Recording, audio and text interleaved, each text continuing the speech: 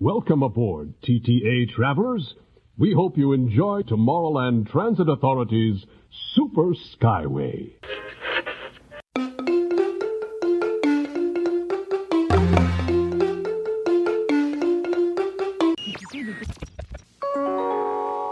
Star Tours announces the arrival of the Indoor Express. Once we've had a chance to service the Star Speeder, we'll begin our boarding procedures. Thank you.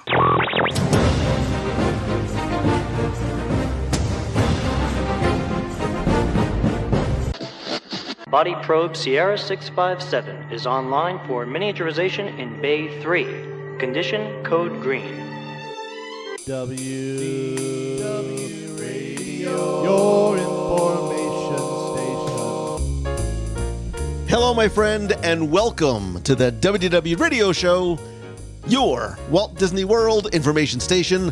I am your host, Lou Mangello, and this is show number 740. And together, as we have been for nearly 18 years, we're going to celebrate the magic of the Disney parks, movies, and more here on the podcast, my weekly live video on Facebook every Wednesday night, event, blog, and more. Please be sure to join the community at wdwradio.com/clubhouse. Subscribe to the podcast. They can find everything else at wdwradio.com. And I want to invite you to join us way out west this week as we gather around the campfire to recap our WDW Radio Adventures by Disney to Wyoming and discuss not just our adventure, but really break down what makes an ABD such a remarkable travel experience. Then stay tuned for our Disney Trivia Question of the Week and more updates at the end of the show. And if you like what you hear, please share the show and tell a friend. So sit back, relax, and enjoy this week's episode of the WDW Radio Show.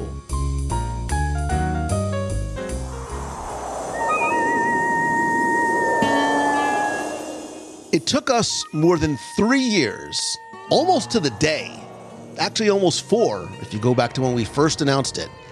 A lot of patience, thank you COVID, although some things are worth waiting for. Planning, thank you Mouse Fan Travel, and in my case, carb loading.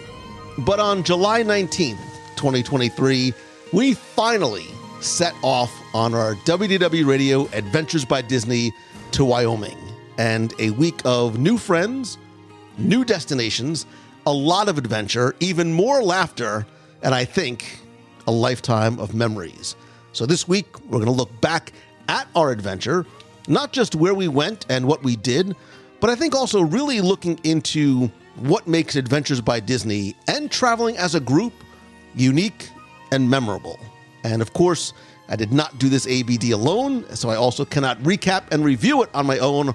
So I want to welcome some of my fellow friends and adventurers to the show, or back to the show. First, I want to welcome Stella and Ethan Suib to the show. Hi. Nikki Ostrowski.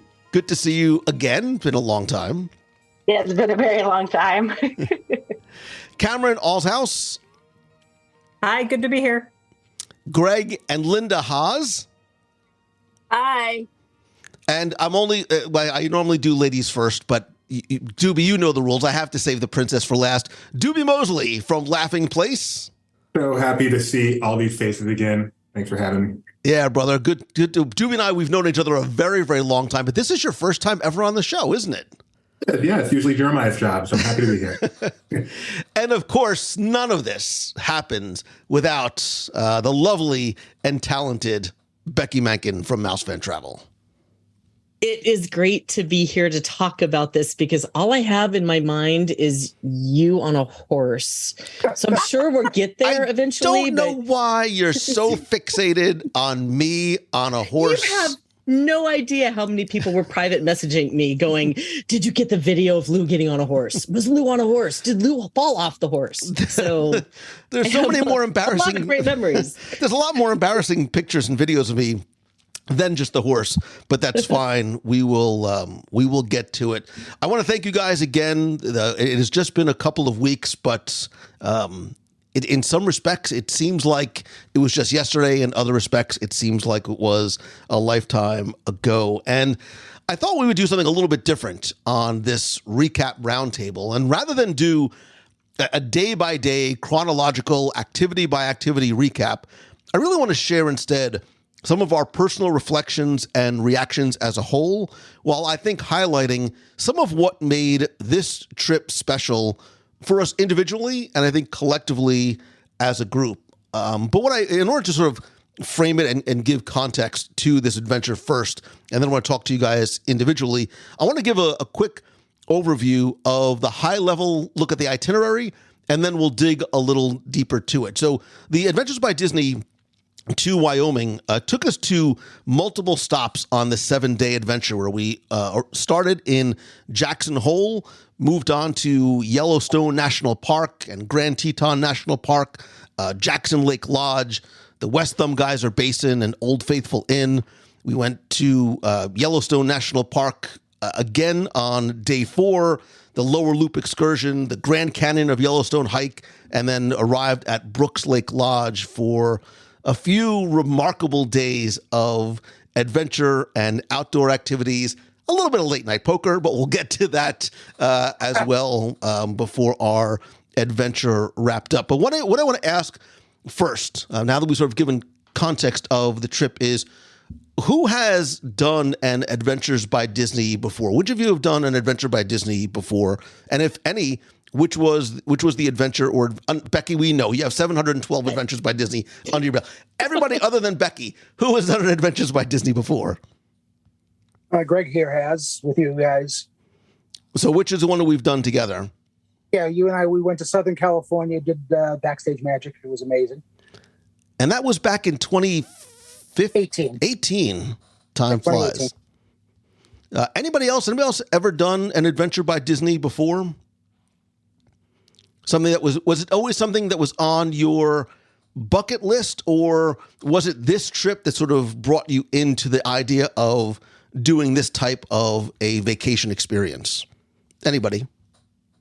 Well, for me, it was like I've always wanted to do an Adventure by Disney, and with you because I've done the cruises, and this was just when I was available being a teacher. Yeah, she was jealous. During the summer. Got to do the California one that she didn't get to go. And I can't wait to do another one. It was amazing. So each of you sort of go around the room, as it were. Stella and then Nikki, Doobie, and Cameron. Why this trip? What was it about this trip to Wyoming that prompted you to decide to join us on it? Well, for us, and I'm going to speak for you until you tell me not to. For us, it was a chance to see a part of the country that I had never seen. I've seen 15 countries around the world, but nothing past the middle of our country. So it was that, and it was also to take my lukewarm Disney fan husband and lure him with what I already know he loves, the outdoors and hiking and adventure. And then, and by the way, it's an Adventures by Disney. So that's what it was for us. So Stella, it's almost like taking a non-Disney fan to a Disney park. You have to sort of find their entry point into doing it, right, and then introduce them to everything else that either the parks or, in this case, an Adventure by Disney has to offer. Right. Like I got him to love going to Epcot with me with the Food and Wine Festival and whiskey tastings and all those things. So now he'll look forward to that in the fall. Nice. But this was, to plan a big vacation under the Disney moniker and convince him that it's really going to be great. When I sort of was on the fence, is this going to be great? These are things he loves. I think I'm going to die on that raft, but I'll try. So it was. But I don't want to get ahead of us. Right. So was it a combination of, because I think you are not alone. I think there is a large segment of this section of the country that we, as folks who live in America, we travel a lot. Maybe we'll hit the West Coast, but there's this sort of segment in the middle that we don't necessarily go to. It's a part of the country, I think, that we've thought about going to explore, but maybe we've never had reason or occasion to go. Nikki, what about for you?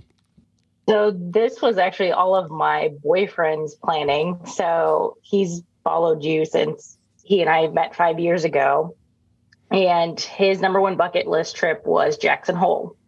And when he saw that you guys were doing Wyoming, he's like, we have to go. And I was like, what?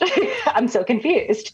Because normally he's like me, we do Disney trips. We'll go to California. We just went to California, and we've been to Disneyland Paris, but he's like, no, we have to do this. We have to do this one. And I'm like, okay, whatever floats your boat. And I mean, for me, it was like, oh, hiking, perfect. We can do outdoor stuff. And he was like, yeah, but I just want to see it. Cause I mean, the pictures and everything in movies don't do it justice. And I was like, okay, we'll do it. And so we called Sue, and Sue was like, this is his idea? I was like, yeah.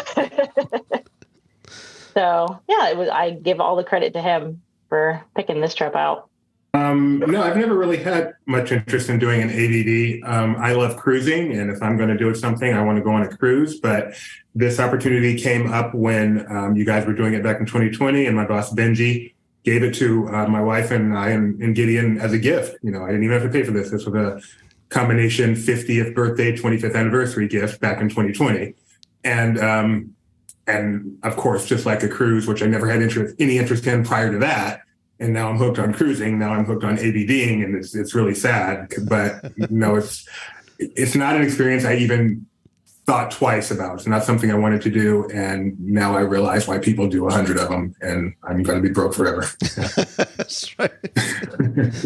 Broke forever, but worth it, right? It's one of those things that it isn't, we'll talk about this too. It certainly is an investment, but it's that sense of, did I feel like I got my money's worth? Or I know for me with ABD, and why I hate sort of calling it a product, but why I like the product so much is, like Disney, it continues to sort of exceed my expectations. Cameron, what about for you? And you came not alone, you came with your whole family. Yes. So I learned about Adventures by Disney several years ago, and it was kind of a dream to do an Adventures by Disney trip at some point. We've been to Disney World a number of times with our two kids. And last August, we went with my sister and her family to Walt Disney World. We had a great time, but I said, you know what, there are other places that we need to visit in the United States. So we're not allowed to go to Walt Disney World for 2 years. And then in January, I got an email saying, hey, there's one room left for this trip to Wyoming with Adventures by Disney. And it just seemed like a great opportunity. Also, one of my kids loves camping. The other one does not like camping. One loves being outside. The other one doesn't like being outside so much. And I thought this would be a great mix of being able to stay in a nice hotel, having nice meals, but also having outdoor activities, but activities that were guided, and we knew we'd be safe, and it wouldn't be, we wouldn't have to like learn about the wildlife in Wyoming ourselves, because there'd be guides taking care of us every step of the way. So I thought it would be a really nice mix for all the members of my family, and it was fantastic. Yeah, and Becky, you've obviously done many, many more than I have, but together and as a WDW Radio community, we've done a number of Adventures by Disney. We've done domestically what was originally called Backstage Magic in Disneyland and Southern California. We've done China. We've done Japan. We've done Italy. But this one is unique, not just because it's domestic, which I think, especially for people who are maybe thinking about their first one, is sometimes more accessible. But I think Wyoming really sort of puts the adventure in Adventures by Disney, because like Cameron said, it is this wonderful balance of not just sort of going to luxury hotels and wonderful meals and guided tours, but there is really a sense of adventure and outdoor exploration that comes along with this one.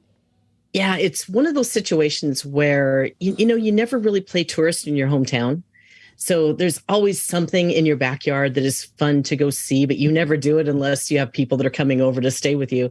That's kind of like what happens with these domestic ABDs. People are kind of like, well, on the Backstage Magic, of course, if you're a Disney fan, that's Mecca. You have to go on that sometime in your life. But to go to Wyoming, it's kind of one of those things where you think about putting all your kids in the back of the station wagon and driving to go see the national park. But the way Adventures by Disney does it, you get to see places and do experiences without thinking, which is the wonderful thing. The itinerary that they're going to put together are the things that you need to see in that that place and wherever you're going. You're not going to miss anything because they're going to make sure that you're not going to just drive past something that you didn't happen to see on Google Maps as you're going through. And then the accommodations. I mean, you wouldn't know that Brooks Lake Lodge existed unless you had this itinerary put together. You might just go to a hotel along the way. So the Adventures by Disney really does plan that itinerary perfect from start to end. You don't miss anything and you get those wonderful accommodations and you get to travel with some great people that are now your friends. Yeah, so I want to sort of take a step back, especially for those of you who have never adventured before. I want to know, what were sort of your expectations going in terms of what Adventures by Disney was going to offer, the itinerary, maybe what you were most looking forward to before you went, and was what you anticipated the thing that you ended up maybe enjoying most? So sort of we'll reverse the order this time. Cameron, what about for you in terms of expectations and what you were looking forward to? That's a good question. I mean, I was looking forward to spending time outside. I was looking forward to being in Wyoming. I was looking forward to being with my family. Work was extremely busy this year. And honestly, one of the reasons we decided to go on Adventures by Disney was because when I plan a trip, I put a lot of time into planning and I did not have time to do that this year. And so going with Adventures by Disney, I knew everything was going to be planned out for us. And so I was really looking forward to that. And then family time was great. And then I was a little nervous about traveling with a bunch of people I didn't know, but it worked out really well because everybody was amazing. So it really exceeded our expectations in every way. Doobie, what about for you in terms of expectations? I had such low expectations. I'm not an outdoors person at all. And for someone who runs a Disney website, I knew remarkably little about Adventures by Disney. So my expectations were to endure this trip and just pat myself on the back for going outside my comfort zone. I had no idea the luxury involved. It's funny because my friend Benji, the aforementioned Benji, was on the Around the World adventure, and we were chronicling that on our website. So I was looking at everything he was doing every day and going, oh my goodness, they are treating these people like kings. I did not realize how similar our experience was going to be to theirs. I did not know ABD was a luxury experience. If I'd known that, I'd been looking forward to all my life because I'm a luxury kind of guy. I was actually looking forward to Brooks Lake Lodge just from reading the itinerary beforehand. And I mean, it surpassed my expectations there. I know Alex was looking forward mostly to Jackson Hole, but his favorite ended up being Brooks Lake Lodge as well. Not a surprise. And I'm sure we'll talk more about that. Stella and Ethan, what about for you? So I was mostly looking forward to the outdoor stuff because that's what I do. But what I was really surprised about is how much I connected with everybody on the trip and came home with people I consider friends. I was truly surprised, pleasantly surprised, happily surprised about that. Yeah, we were a little nervous, truth be told. Our kids have flown the coop. We have an empty nest and we have one cute dog. And since we're retired and only 50 something, most of our leisure time during the day is spent together, just the two of us. So most things that we do, it's just the two of us. I know my husband said we're not joiners, but we don't tend to do group things like this. And so I was really apprehensive. I was looking forward to it, but I was scared, I'm going to say, not apprehensive. I was petrified of having to walk into a room with people I didn't know who I'm going to be forced to have fun with for the next week and think of something to say that's worth saying. And I was really, that was the most uncomfortable going into that first dinner. And then I met Rebecca in the hallway right before. And she saw me roll my eyes or something. And she said, oh my gosh, I feel the exact same way. I feel like it's the first day of school and we're like waiting to see, is the teacher going to be nice? And am I going to have any friends? And I felt like, I know this wasn't the case, but I felt like everybody already knew each other there. and I was the only one who didn't know anybody. So when I met Rebecca in the lobby and we said, okay, we're going to do this. And we walked in and we sat together at dinner. And from that very first day, I felt like, okay, I can do this. I can chat with somebody and then chat with somebody else. And by the time the end came, I was shocked, but I was so overwhelmed. I was crying, saying goodbye to these people that I literally have only known for 7 days. And I thought, who are you? Like, why are you so attached to these people? And I miss them. Like, I see these faces now and I'm like, oh yeah, there they are. I wish we can go back and do it again. If I had the feeling I have now on that very first day, I wouldn't have wasted those few moments at the beginning worrying so much about it, because it was by far the best part. I mean, the activities were great. The bison was the best I've ever had and only. But it's really that I came away so moved by all these people. And we made a conscious effort, especially at Brooks Lake, to choose a different group or family to sit with at every meal, so we could talk to them and find out something about their life and they can find out something about our life. And that made all the difference. And I remember the first day at Yellowstone, the lodge, the geyser one. Old Faithful Inn? What was the name of that hotel? Yeah, Old Faithful Inn. We had dinner with Nikki and Alex. We didn't know them. They literally turned up and we were like, oh, we don't know them. So we had dinner together, the four of us. And it was so much fun that you would think I had known these people, but I literally have known them for 12 hours at that point. So to me, yes, all the activities were great. The fact that I never had to carry my own suitcase was great. As a celiac traveling, that I never had to worry about anything or think about anything. I was never hungry, so I couldn't even think about it. It is the people by far doing it as this group that made all the difference for me. So I agree, and I'm happy that you brought that up, because I think the group dynamic can be both intimidating at the very beginning, but it's also such an important part and really can significantly impact the overall experience. I will tell you the same way.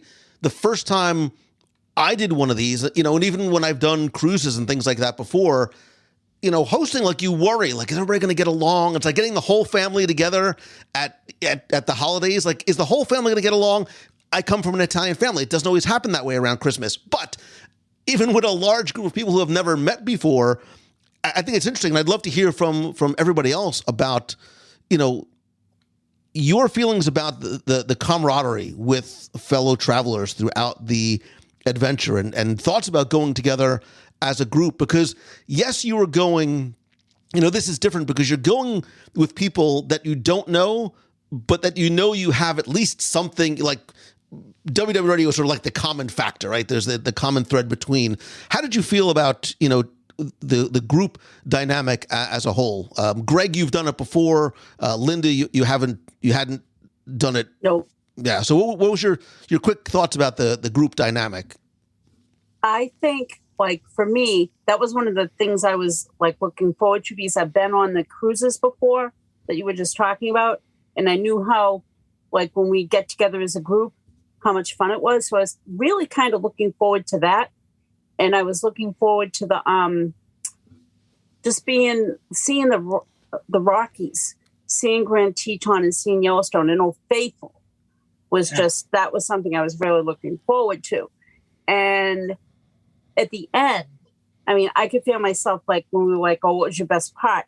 I was kind of choking up. And it was because of the people that we went with. Yeah. I mean, we also made an effort to go to a different table each night when we were at Brooks Lake and try to sit with different people, because we didn't want to be the same people every single meal. And although we wanted to meet everybody. We liked everybody. Don't get me wrong. But we just wanted to mingle. And I mean, I'm a very introvert. I'm not like that. My wife's definitely more like that because she's a teacher and she's dealing with people all day long. So I mean, it's good. She kind of pushes me out of my comfort zone anyway for that kind of stuff. Well, and I think, and we'll get to the guides later, but I think the guides do that as well. It's one of the huge pros about having the Disney Adventures by Disney guides there. And we'll talk about sort of what some of the other things that they bring to the table, because they see that, right? They see the dynamic. They will help people not sort of, be introverts and sitting at a table by themselves or just sort of eating with the same people. They do a lot to very seamlessly and easily effectuate sort of the group dynamic. Nikki, what about for you? Yeah, so I'm similar to Greg. I'm an introvert, and Alex is very social. He's the social butterfly of us. And like, same thing. I love how Stella and Ethan touched on the first night, because you were like, well, let's fly by the seat of our pants and see if they want to sit with us. And so that was awesome. And then same thing, we did make the initiative to sit at different tables at Brook Lake Lodge, and just to get to know people better and kind of, where are you from? And how did you find Lou? And then it just kind of broke it down from there, and just to talk with people more and get to know them better. And Cameron, for you, traveling, with your husband, with kids, and you have sort of this family unit, it can sometimes be easy just to sort of insulate yourselves and do things on your own. But you guys, the same thing too. I think what I loved seeing was that same, everybody sort of interacting with everybody the entire time. Yeah, it was really nice. I mean, I've listened to enough of your podcast to know that you seem to attract nice people. So I was certain everybody on the trip would be nice. But yeah, I'm an introvert, but I do like being with people. But it can be hard for me, just like Stella was saying, to walk into a room of people I don't know. And then my 16-year-old Jasper needs a lot of downtime, but everybody all four of us just got comfortable with everybody really quickly. Even, the second night at Brooks Lake, Jasper wanted to go back down to the main lodge and brought his notebook and was drawing. That says a lot, that we were just so comfortable with the group. And there was a nice mix of having meals where we sat with other people, but then there were also some meals like at Old Faithful Inn, where we ate by ourselves. So there's kind of a nice mix of the family time and then this extended adventure family time. So it was a really nice mix for us. Doobie, same for you? I'm the extrovert in the family, so I wasn't nervous about the dinner at all, but my wife is very introverted. I did not even know about her seeing you beforehand, Stella. So I just told her. That made me so happy. But we sat at that table with you guys the first night, and then later on, you guys were talking about how you guys are such introverts, and I'm like, that didn't come through at all. You guys were hilarious that first night. The group was just awesome. The people is what made it, and just what everyone else said. The activities were incredible. But when I think about this trip, all I think about is all these faces and all the stuff we did together, much more than the activities.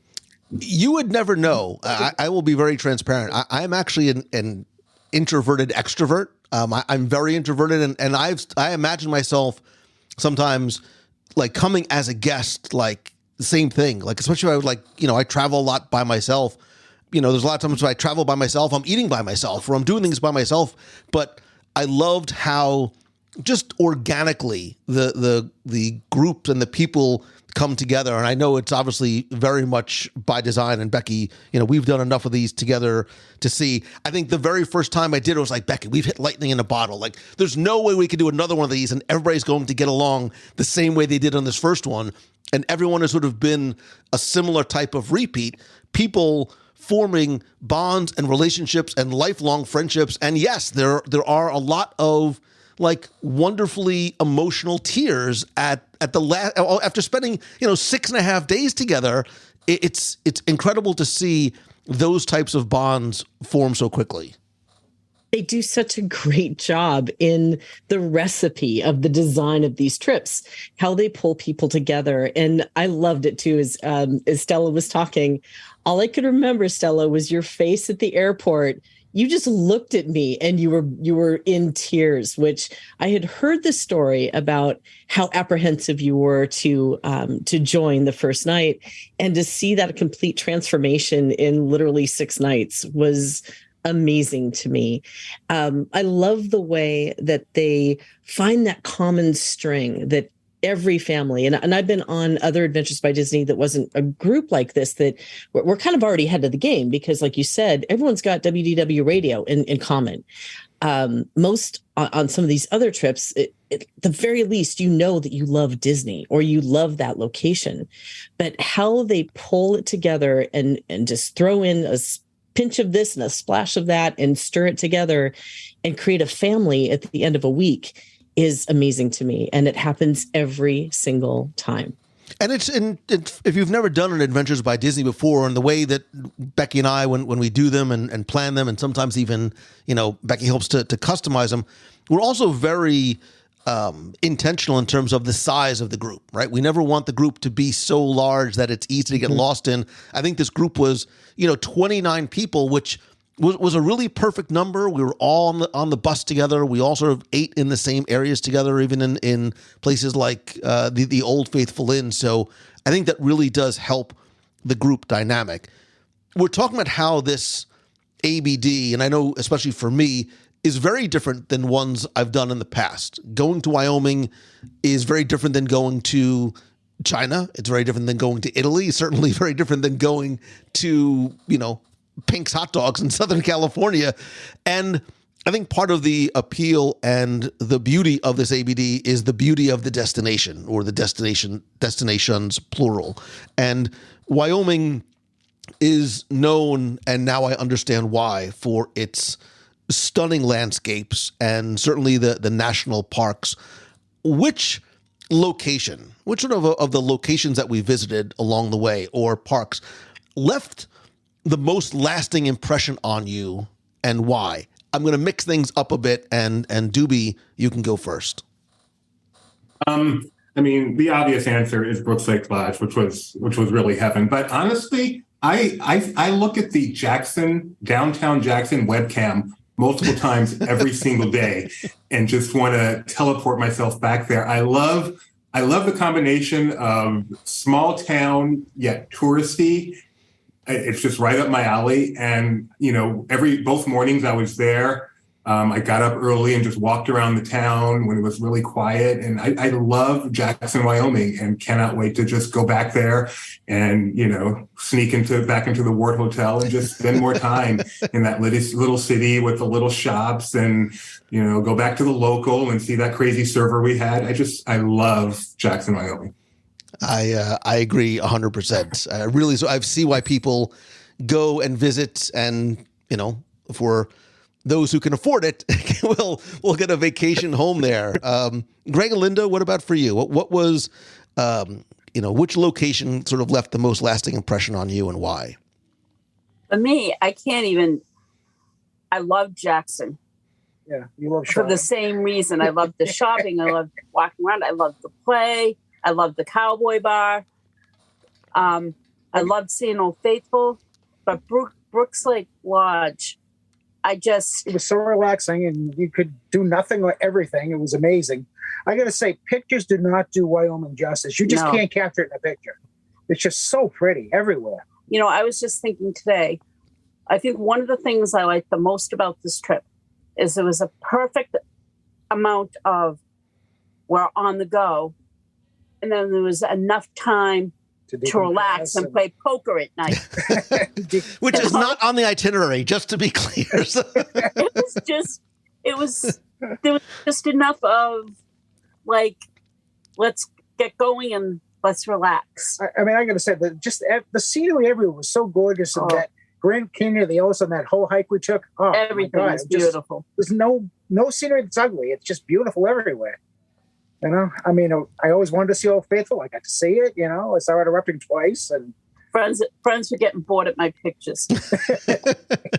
But you're right. The pictures and the videos and anything that you see on the big or small screen cannot do this justice. And we all said it, I think, more than once. There would be vistas that we'd be looking at and going, this looks fake. It looks like something. I was going to say it looks like Soren, but the curve, the screen is so curved, it actually looks more fake than the real thing. Cameron, what about for you? I loved seeing the Grand Tetons.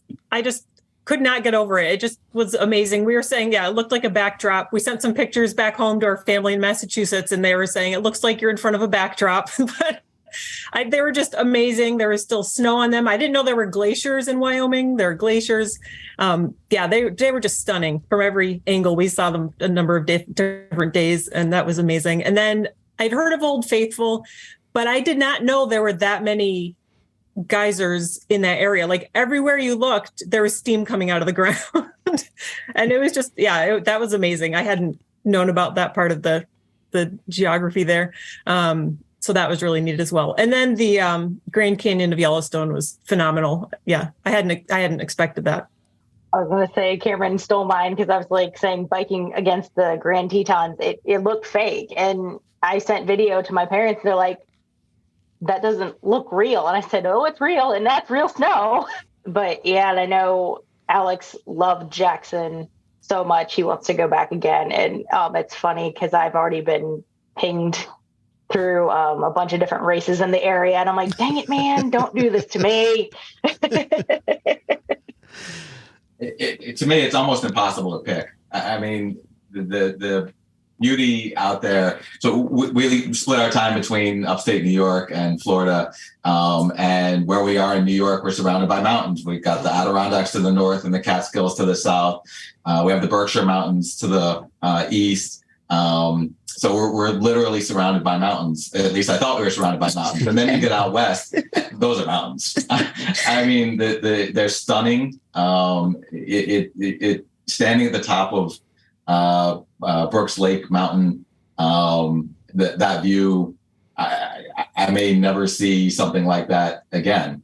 And while that was completely awesome, the alien landscape of geological features in Yellowstone, paint pots, mud pots and hot springs and geysers and not just one, not just Old Faithful, but they're everywhere. It's amazing, and to me it's really difficult to pick a favorite. There were just too many. Becky, I'm going to save you your breath. Becky's going to say Brooks Lake Lodge for all of the reasons. I was actually going to take a different turn on this for a second, which you might appreciate, besides the fact that there were over 500 geysers in the area, which was really cool to look at. I was actually going to take a different tactic on it because I want to compare for a second. The ABDs that we've been on, especially the ones recently, are go, go, go, go, go. You get there and you're up. It's 6 o'clock in the morning because you have to have a breakfast at 7. You got to be on the coach by 8 and off you go to see all the amazing things that they have planned that day. This particular itinerary really let me breathe. So we weren't getting up at 5 a.m. and running around like crazy. We were getting up at 7 and having breakfast at 8 and then going to do whatever we wanted to do. And yes, okay, fine, Brooks Lake Lodge, FYI. Just to go ahead and say, yes, you're right. But it was the fact that we all had so many options available to us. And somebody had touched on this earlier, that this particular itinerary really allowed you to do as much and be as active as you wanted to be, or as slowed down and peaceful and relaxed as you wanted to be. So there were a lot of options, a lot of choices, a lot of amazing things to see and do, especially when you're standing on a caldera that could, blow up and take out the earth at any given time.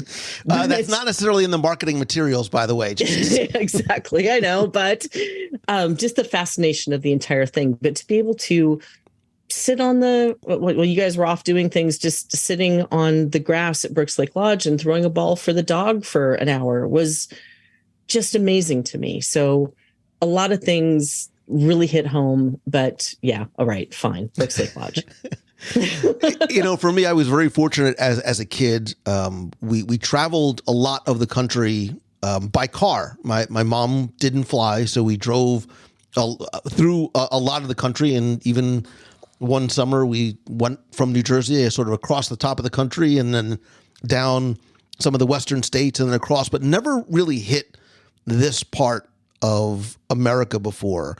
And I loved being able to see it this way. And I will tell you honestly, through a lot of, really, I think at all of the destinations there were moments for me that I got very emotional, like looking at these landscapes and things I had only seen in pictures. I almost said things I only seen in encyclopedias before, things I had only seen in pictures before, and to have the privilege of being able to go and see it and breathe that incredibly clean air and be at altitudes I had never been at before. I did. I got, I'm an emotional guy. I got emotional, and I said, at sort of our farewell dinner, I said, this country may not be perfect, but my God, it's beautiful. And it is. And it really gives you an appreciation of just how spectacular and how different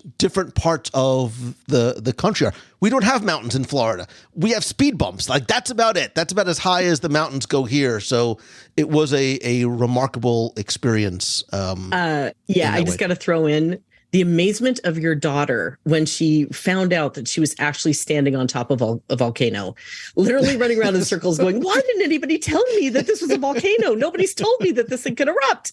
It was absolutely hilarious watching her go through that realization. Doobie? Can I real quick? Yeah. So I've been telling people are like, oh, what part of Wyoming did you go to? And I'm like, I have no idea where I was in Wyoming. I really feel like I got on an airplane, got off on a different planet, because nothing that I saw resembled anything I've experienced in my life. And then 7 days later, got back on the airplane and came back to Earth. That's how different and incredible this was compared to everything else I've done in my life. Yeah, I like you, I had never seen, and I didn't know what a mud pot was. I didn't know what some of these different geological formations were. And, you can go to Wilderness Lodge and see their version of Old Faithful, but it's different when you see it with your own eyes and are standing there among new friends and being able to experience it together, and then go off and explore on your own and really come to appreciate just the beauty of nature. And I think in a way that you don't get to do before. Becky says she has the Jackson Hole webcam up.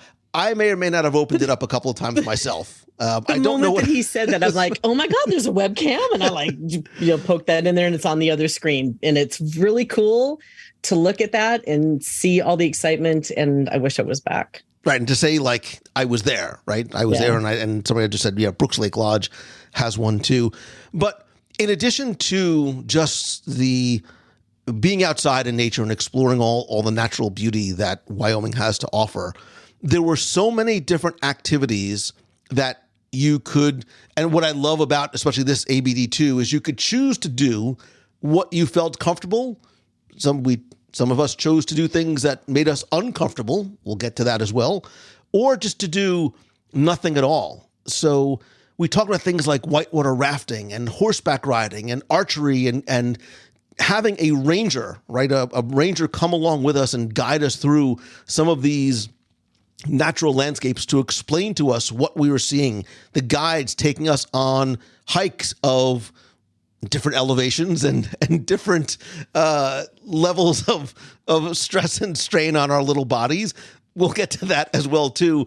But what do you think was your favorite activity or highlight from this trip? In addition to sort of enjoying the natural landscape, what is the thing that you did, the activity that we did together as a group that really maybe was most memorable for you? Nikki?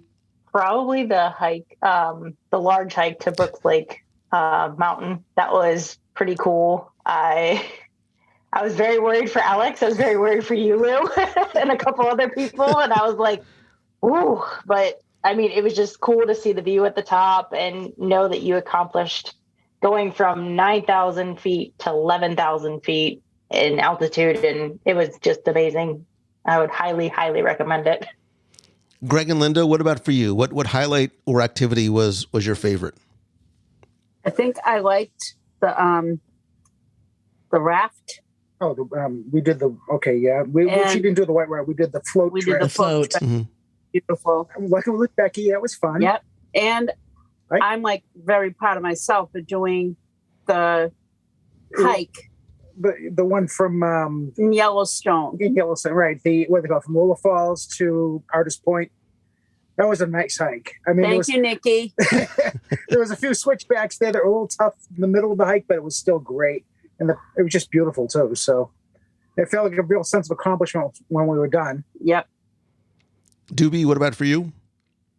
I didn't do this big hike, and I go back and forth between kicking myself and patting myself on the back for still being alive. So the whitewater rafting, really full day one. I was nervous as heck, and I appreciate so much our other guide, Casey, for, kind of calming the nerves. And then once we actually got out there, was incredible. And then especially for my son, who I was really nervous for him and thought he might be miserable, to take to it so much that he got in the water.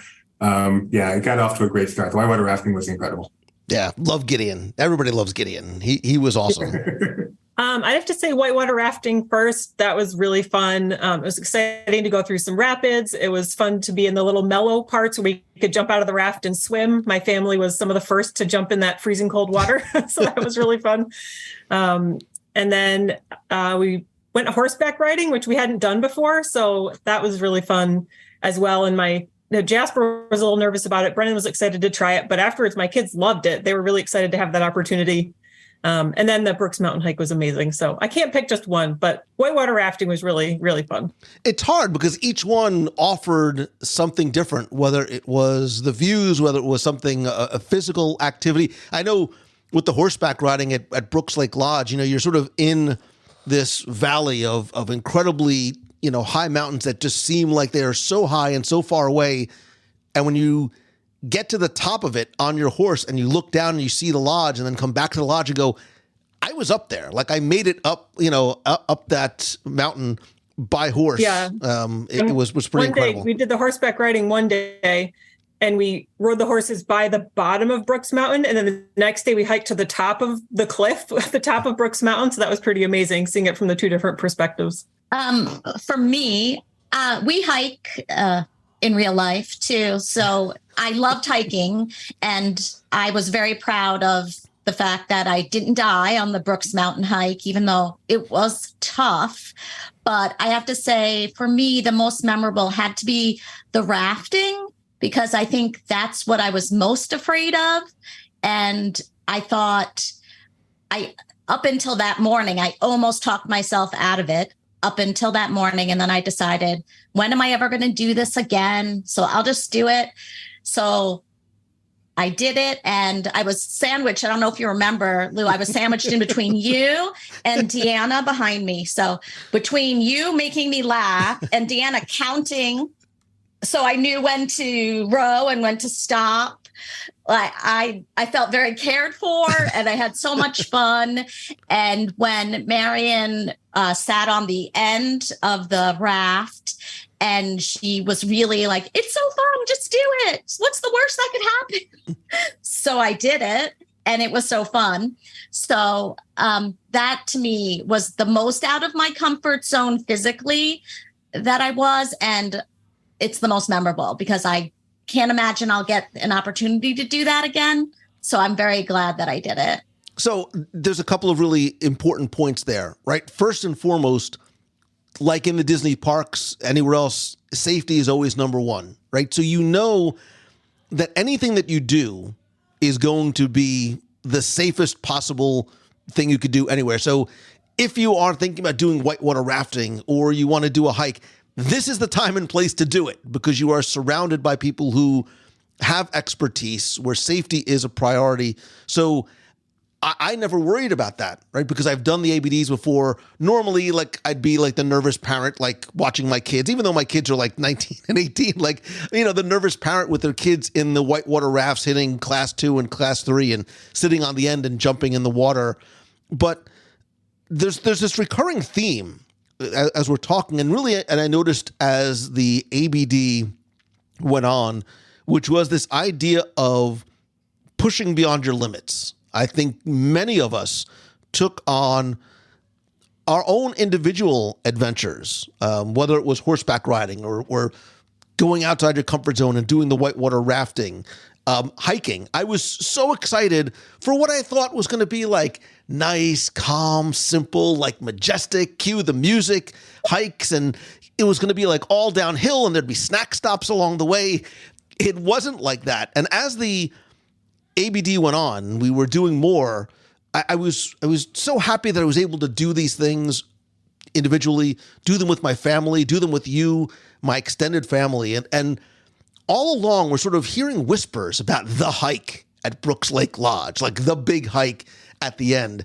And it's funny because I noticed sort of like the temperature of the conversation was, it's really challenging. This is really going to be a challenging hike. And I'm like, oh, maybe I shouldn't do this. Then it's like, no.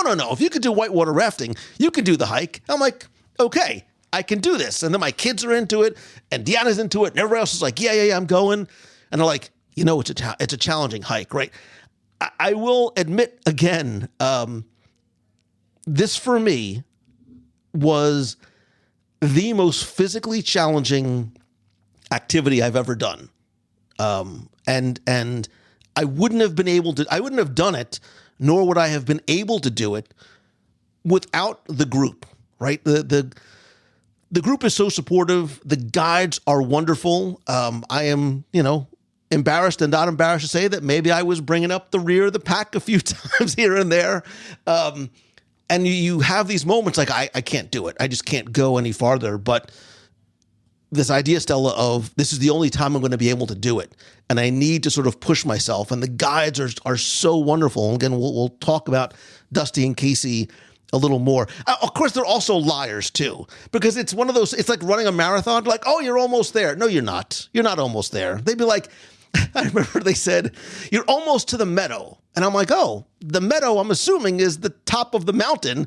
And I'm pushing myself to get there, and I'm hyperventilating, and I'm snacking along the way. And I get there, and I fall back onto the grass, and I'm like, this is beautiful. And it's like Sound of Music, and there's all these wildflowers. And they're like, yeah, come on, only 3/4 of a mile more to go. I'm like, wait a minute, you just told me we were there. But the rewards were worth it. Right, the payoff of doing all these things and pushing outside and your comfort zone was absolutely worth it. And I think that's one of the things that ABD, the way they structure these, allowing you to choose what you want and having the help and the support and the safety and security is what I think too ABD and the guides bring as well. And Becky, especially for some of the places that we've traveled, we know sort of how important safety and security really is. Yeah, that safety factor is huge. They vet every single provider, every single person that you come in contact with. We know that there's going to be added pieces of security. Yeah, there's a reason why I didn't take that hike with you. There's no way that I could have made it on some of those with my wonderful knees, which is why I stayed back and found a love for archery. My inner Merida kind of took over. You guys were hiking. I was just checking in every once in a while because, of course, they're communicating back to the team at the lodge, and they're like, "Yep, no one's died yet." So I'm like, "Okay, good. I'm off to go shoot people." Mangello's close, but not yet. Exactly. It's like, darn. So they were giving us updates on what was going on. But I went and I found the two things that I loved most of all, and I didn't realize I was going to love archery the way I did. I stepped up, took a couple of tries at it, didn't do all that well. The girl looked at me, said, adjust this. And I was just like one after another, and I felt really good doing it. So that was wonderful. My second most favorite activity that we did, and I'm sure we'll talk much more about this, was the poker nights. However, again, not on the official itinerary. Not on the official itinerary. However, anybody can grab a deck of cards and sit down and play poker at the lodge. Again, another option if that's what you'd like to do. But those are the two things that I love the most. Plus, of course, congratulations to all of you who took on those challenges, whether it be that hike or Doobie getting into a whitewater raft or Stella walking into a room for dinner. It's just amazing to hear the stories from all of you of how you kind of took on a challenge. And Lou, I know that hike was not the easiest thing for you, and it was awesome that you did it along with everybody else. So that's great. But they do have, medical things. They do have training. They do have that safety and security of being surrounded by that little bit of a Disney bubble, even outside of the parks. It's such a great way to travel. And as you mentioned, like places like China or Egypt, or places that you may not think that you want to visit on your own, ABD is a great way to take on that challenge. And big or small, I think we all had some of these I did it moments. Like, I'm so happy that I canoed. I did this thing with my son, my wife, my husband. I did this thing on my own. I threaded a knot with an arrow. Yay! But it is that wonderful sense of accomplishment, and then coming back together and then sharing the stories with one another. But one thing that you mentioned, we talked about, I think that is a plus that I really like that ABD does is, I love that in addition to what is planned out for you, and there is a lot, and just as a quick aside, when you go to these destinations, and this really hit home when we did the Adventures by Disney to Italy. We stayed an additional day in Venice. And I remember waking up that morning going, let me just look and see, top 20 things to do while you're in Venice, and hit some of those things that we didn't do. Every single thing that was on that list we had done. And I was like, wow, like they really do make sure to hit the highlights of all the locations that you go to. But I love that in addition to that, they do build in time for you to spend on your own, however you would like, either alone, with friends in the group, relaxing, doing another activity. Talk to me a little bit about how you spent some of that downtime, that off time, a favorite thing that you did or found, or restaurant that you went to, or just taking time to relax, however it was that you spent that time on your own. Greg and Linda? I liked the Cowboy Bar in Jackson Hole. Cowboy Coaster was fun too. The day we walked over. That was fun too. Yeah, that was Deanna's suggestion. She suggested going there. You gotta go. That was fun. That was a great time. And I like the poker nights. Especially the final one? Yeah, especially the final one. It's only because you won. Linda won the poker tournament, so that's why. I'm not saying that you hustled us, but... Would you start calling Linda the liar? I was going to say the nickname that you... Lou, you're just mad because I called your bluff. That was awesome. That was like... I will always remember that face because now I know. Cameron, what about for you in terms of things that you did, you individually, or you sort of collectively with your family in some of the downtime? In Jackson, the first day we were there, or second day we were there, we got there a day early. We found an arts building there, and there were some people outside by some art installations, and they said that there are, I think, 22, I might get that number wrong, 22 murals around Jackson, and they gave us a map. And so it became my mission to try to find all 22 murals. I think I got to 20 of them. My kids got burnt out after a few, but I kept going. And that was a really neat way to see different parts of Jackson. And they have all kinds of sculptures around there and like little quirky things that if you're really looking around, you just, see. We found like a little metal moose sculpture on the side of a signpost, and like it's just really, really a cool town. And then in at Brooks Lake Lodge, we had a really good time playing on the shuffleboard table. So anytime there's downtime, we'd usually end up there, and that was really fun. I played a lot of shuffleboard myself in the bar, and I had a nice sauna time at the little spa building, and I believe there was a group in the hot tub at one point. Jackson is a very walkable little town. We're coffee drinkers. We hit at least 3 different coffee shops while we were there. Cowboy coffee. Cowboy coffee was a standout. The second night, or the final night in Jackson, we got up early in the morning, had breakfast, and we walked around the whole town, checked out a couple of the bookstores and different shops. And then at Brooks Lake, we would do hiking in the morning, and then we would go in the bar in the afternoon because Alex refused to.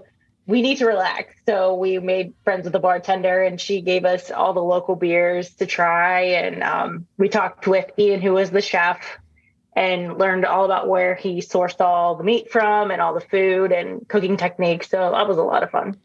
Yeah. And we'll talk more about I guess we'll get to food at some point. Doobie, what about you and your family and some of your downtime?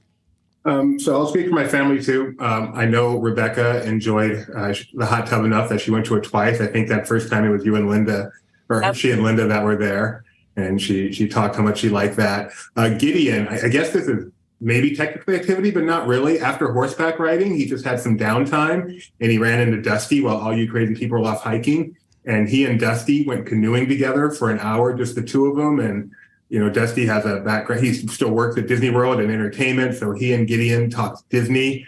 And I know that will be one of Gideon's greatest memories of his life, just spending an hour talking Disney with someone like Dusty on a canoe. I'm so happy that happened. And then for me, I enjoyed walking around Jackson just by myself every morning. But nothing's going to beat poker night, which, you know, poker night was everything. I had so much fun playing poker all 3 nights with you guys. I can't even tell you. And I'm going to use this time to announce the annual WDW Radio Poker Tournament coming soon. Let's do it. I too. We really love Jackson. We also got in a day early. I highly recommend getting in a day early before any adventure by Disney, because you just never know. But it also gives you time to sort of unwind, get acclimated. Sometimes even getting acclimated to the altitude in places like. In places like Wyoming. We walked the town, we shopped, we had an inordinate amount of cowboy coffee, and we did the coaster up the mountain. This was like the most active, non-relaxing vacation, and I mean that in the best possible sense. I didn't really have a lot of time that was just sort of sitting down and relaxing. But like Doobie, I loved that one day we went out to lunch with my family and your family, and we've known each other for, more than a decade. But I think this is the first time that we really just sort of sat down and chatted and got to know you and your wife and Gideon a little more. And throughout the weekend, throughout the week, being able to do that with everybody, being able to spend time individually with everybody and getting to hear your stories and getting to know more about you as well was some of the downtime that I really enjoyed most. We've mentioned a couple. I'm sorry. I just want to say, because we talked a lot about the friends and stuff, and I just want to make mention in case anyone's out there. Some people have asked me, is this something you can do alone? And we had one person, Becky, you weren't really alone. We had one person on our group who really was alone, Jackie. And I just love the way that everyone made Jackie a part of their family. You never would have known that she was actually on this ABD by herself. I looked at so many pictures where she is in the family pictures. So if anyone out there is thinking, is ABD a good thing to do on your own?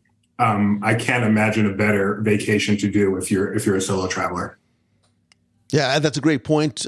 We have the same thing happen when we do group cruises. We have a lot of people like, should I come alone? Can I do this alone? And I think it's just the nature of the group. And, we use the word community a lot, but it's true. Like, we are community, we are family. And I love seeing that. Nobody is left out, and certainly nobody got left behind, which is why I made it to the top of the mountain. Very quickly, we talked about some of the destinations and places that we went and visited, and we'll get to the places that we ate. But we stayed at 3 different hotels. The Wart Hotel in Jackson, a 1941 small boutique hotel. I think it's 50 or 55 or so rooms.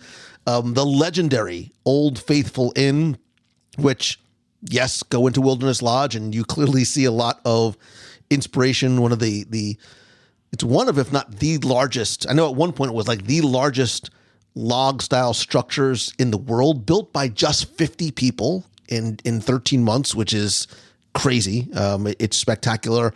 And Brooks Lake Lodge, which, again, I don't think any of us would have heard of had it not been for this Adventures by Disney, but this wonderfully secluded lodge that we had all to ourselves, that has just, I think, 7 rooms in the main building and then 8 out cabin.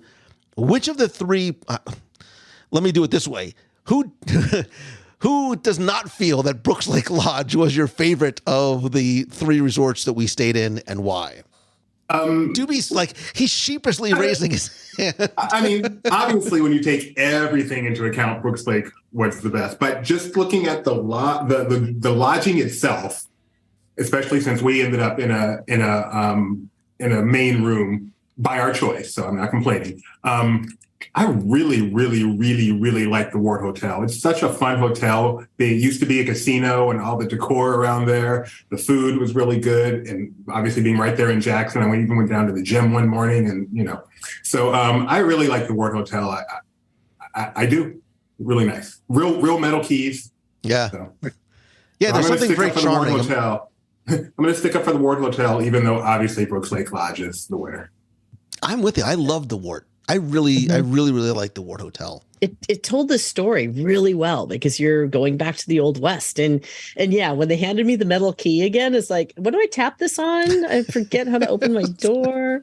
But then you have to move the key thing that's over it. So you can't tell that there's an actual hole to put the key in. So you're literally going, where do I put this thing? And then you realize that you could move it. So yeah, but I love the history of that building. And again, some of the doors that had those ornate carvings in it of cowboys and Native Americans and scenes and buffalo. And it really kind of was a great way to start the adventure. It set the tone and for the story to come.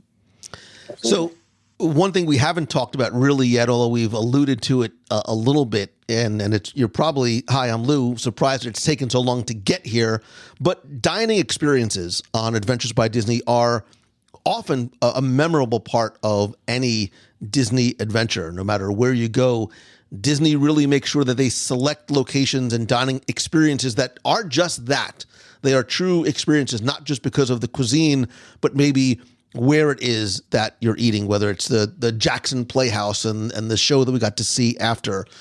What was for you the most delicious or unique or memorable or outside your comfort zone meal that you had on the trip? Stella's going no, so I'm going to call on Stella first. No, I'd say it's no contest. I, in no uncertain terms, would ever choose to eat bison, to search out bison. But I have to tell you, in all of my 53 years, that dinner that at Brooks Lake Lodge, that was bison with that magical sauce. I don't know what voodoo existed in that sauce, and it wasn't even mine. It was his. I didn't get that, but I was eating that because Ethan chose it. And it was by far the best thing I have ever eaten, ever. That's one of the first things I told people about this trip, which was magnificent, was about this bison. So that aside, since I have celiac, mealtime comes with its own stress when you're traveling someplace you've never been or places you don't know.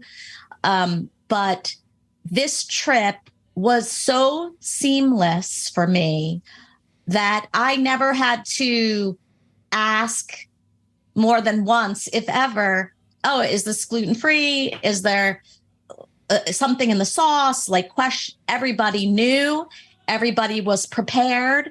And when I say prepared, I'm not like they threw me some iceberg lettuce on a rice cake.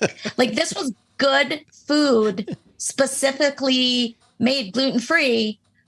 And it was amazing. I never felt like I'm looking at all of you having these great dining experiences and I'm, oh, well, I'll just eat my rice cake over here. I felt a part of it without feeling like a big spotlight was on this very inconvenient thing. I was never made to feel like that. And it took a whole stressor out of mealtime, which when we travel, it's often like, my suitcase is half snacks because I never know. So is mine. Don't feel bad. My suitcase is half snacks too. And I don't have celiac disease. That's just the way I travel. So. Right. So I came home. This is the first time I came home with as many snacks in my suitcase as I brought because Casey and Dusty, every time I turned around, they were trying to get me to eat a gluten-free cookie or a gluten-free cupcake or a protein bar. So I never had to go into my own personal stash, not once. But the best thing was that the food wasn't just a substitute. It was incorporated into all the experiences, even at the Playhouse. It was so great for me, but the bison was the best thing I've ever eaten, hands down. I'm with you, sister. Doobie, what about for you? So when we got to the Brooks Lake Lodge, everyone had been building up the Brooks Lake Lodge. This is like going to be the greatest thing in your life. And we get there and I'm like, yeah, this is nice. I'm not an outdoors person. Okay. We get inside, we get the orientation. I'm like, here I am on vacation and they are laying down the laws of the land. This is what time we eat. Make sure you get your activities the night before. And I'm like, why is everyone so crazy about this place? But then we had that first dinner and he gave us tortelloni, which I did not know was distinct from tortellini until that night. But he gave us the summer squash tortelloni. I'm a vegetarian, so I have the dietary restriction as well. And that summer squash tortelloni is the best form of pasta I've ever had in my entire life. And that's when I realized Brooks Lake Lodge actually is something special, and it opened my mind. And so, yeah, that summer squash tortellini, opening night, Brooks Lake Lodge. And also, I will give an honorable mention to the very simple salad that was on the lunch menu. I think it was a peach salad, but it was just a salad with peach and tomatoes, and I think goat cheese in the middle. And there's no reason a salad should be that good. I can't say a salad's the best thing I had on the trip, but if I could say it, I would. Yeah, you know the rules. You cannot say a salad is the best thing on the trip. Well, we love food in my family, so we were excited about most of the food options for sure, if not all of them. The favorite meal I had was the first night at Brooks Lake Lodge, and I ordered the prawns, and I don't eat a lot of seafood, but I thought, well, may as well give it a try. And they were amazing. And I just couldn't get over how delicious they were. And they melted in my mouth. And I've heard people say that before, and I never experienced it. And they did. They melted in my mouth. It was phenomenal. For Jasper's a vegetarian. And it was so nice that Casey or Dusty would always make sure Jasper had something that he liked. And I think the first night it was at the welcome dinner, Jasper was kind of eyeing the buffet line and thinking, well, I guess this is going to be a salad and bread kind of dinner for me. And then Casey came out of nowhere with a plate of gnocchi, and Jasper said it was just delicious. So Jasper really appreciated that. And Brennan and Eric like to eat anything and everything. So they were happy. But we were excited that they could try bison and different things like that they'd never had before. And they also said the bison was amazing. Yeah. Yeah. So Nicole, tell us why Brooks Lake Lodge first night meal was the best meal. That bison, man, let me tell you. And we found out that all their meat is from Snake River, which is huge in the food and beverage industry because I work in the beverage industry and Alex previously worked in the food industry. And when we talked with Ian, the chef, where he got the meat from, we were like, oh, this makes a whole lot of sense now. And he explained where everything was from. And I was like, oh yeah, we're good. We're good. We're set all week. We're good. Whatever this man cooks, we're fine. We won't starve at all. Greg and Linda, was Brooks Lake Lodge, especially that first meal, was that it for you? For me, yeah, that bison, again, like everybody else says, the bison steak was amazing. And she had the prawns, so would you? I love the prawns, and I tried his bison. I'm a very picky eater. Yeah. And I tried the bison, and then the other night we had elk. Yeah, was it elk? Yeah, that was fantastic. But I think my favorite meal was the Playhouse. I liked the Playhouse. The Playhouse was a lot of fun. That was the Playhouse. So in Jackson, we had dinner on our last night in the Jackson Playhouse, which through the years has been, it's been at Jackson like since the very beginning. And you're served a meal in this authentic sort of old saloon, and then brought into the Playhouse where they performed Annie Get Your Gun. What we didn't realize as it was happening was that our servers were also the performers, like doing double and triple duty, which was amazing to see. Like, wait a minute, Annie Oakley was my server. She just brought me iced tea. But it was a wonderful meal. But going back to Brooks Lake Lodge, and Gideon even said, Dewey said Gideon talked about having the elk at the lodge, which is not, Gideon's 14, 15, not always sometimes the most adventurous eaters saying, oh, Dad, I think I'm going to order the elk. But everybody that first night got up from dinner was like this, and it wasn't sort of being hyperbolic. Like, this was the best meal I've ever had. And it's not like they starved us the entire day, which is why it tasted so good. It's a scratch kitchen, and it's clearly made with love. That bison was remarkably good. And my daughter too can sometimes be picky. Every single meal, she just, was head over heels about. Becky, I'm sure you feel the same way. It's just this is clearly a Brooks Lake Lodge love fest. It definitely is. And what I love kind of about our little extended family is that we all aren't shy about sharing each other's food. So somebody can order the prawns, which I did, and somebody ordered something else, and somebody had the tortellini. I personally don't want to eat or pet the fluffy cow, so I did not do the bison personally. But all right, don't laugh. You're going to laugh, but don't laugh. I had for lunch at Brooks Lake Lodge the best grilled cheese sandwich and salad on the planet. I'm serious. It was like this mixture of 4 different awesome cheeses. And then they had this great salad on the side with this most amazing blue cheese dressing that you can tell was just handmade with love. But seriously, I fell in love with the grilled cheese sandwich and then had to have it the next day as well because the food was just that good. I love going out with Becky and especially dining with Becky because it literally is like the beginning part of the scene from When Harry Met Sally. Okay, so I'll have the bison, but leave the bison off. Just bring me the lettuce, but put the dressing on the side, and also bring me some toast, but put some cheese on it and grill it together. Somehow she makes the bison into a grilled cheese sandwich. Way, way, way off menu. The hard part here is that you're not wrong. I'm not going to argue with that whatsoever because you're right. However, it was really, really good. And they accommodated. They were so incredibly accommodating. The service was exceptional. That too, especially within Adventures by Disney, not just the one that we're on. As many of you had food allergies and or food restrictions, they're so good about it. No matter where you are on the planet, they're very careful about making sure that everybody in the group / family feels like family and is not left out. And we on our side, from a travel agency side, give them all the information up front. So even when they do their shopping before the adventure starts, they're thinking about what you need. They think about the gluten people, the celiacs, and the vegetarians, and making sure that there's something there for everybody. So you don't feel singled out. So you don't feel like, there's not going to be anything there for you there to enjoy. I love the way they put such a huge emphasis on that. So everyone can dine as a family and enjoy without worrying. And what I love most about Adventures by Disney is the snacks. It's like there's snacks all the time, everywhere. You never have to worry about getting a bottle of water or getting they literally had like Mary Poppins bags just filled with unending like varieties of snacks, whether you're on the coach, whether you're on the bus, whether you're on an adventure or you somehow make it to the top of the mountain. They had Reese's peanut butter cups. So like there was always a snack, and they were always, what they were doing was they were always taking care of you.